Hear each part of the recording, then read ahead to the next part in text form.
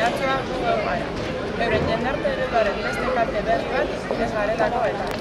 Horretaz gain, atzerakoia alienatzailea eta injustua den jendarte eredu horri aurre egin eta bere kontraesanak agerian uste ditugula.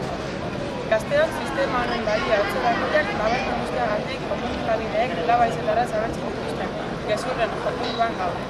Gaizkileak, Aitatxo eta Amatxoren kontra bizi garen parasitoak, kolpe zorririk jo gabe besteen etxetan gau ezartzen gogoko dugun vampiroak, denetik entzun daiteke guri buruz. Barka gaitzatela ala pentsatzen dutenek, baina guk espekulatzeko, langileak esplotatzeko eta diru zibil guztietako etekinak lortzeko erabiltzen diren etxe hutsak herritarren zerbitzura jartzen ditugu. Hori delitua bada ados, gaizkileak gara.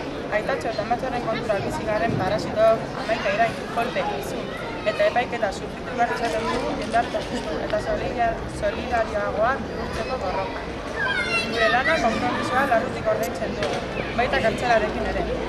Aitzitik, diru publikoarekin poltsikoak betetzen dituztenek, euren agintari izaera prebarikatzeko erabiltzen dutenek, guztion prekarietatea gutxi batzuen bihurtzen dutenak, ez dira gaizkileak, alkate, enpresari edo polizioa eredugarriak baizik. Hola eta kalean, zein etxebizitzak ez ditugu gure kapritxorako okupatu. Eta askok dioen moduan, ez ere ordaindu gabe bertan bizi ahal izateko ere. Azken hau, erabat zilegi litzaketeen arren. Poltsiko zikinak betetzeko erabiltzen dituzten etxe hutsak gaztetxe bihurtzen ditugu. Barakaldoko herriaren zerbitzura jartzeko. Nahi duen horrek bere lau parekin barruan gorrotzen den.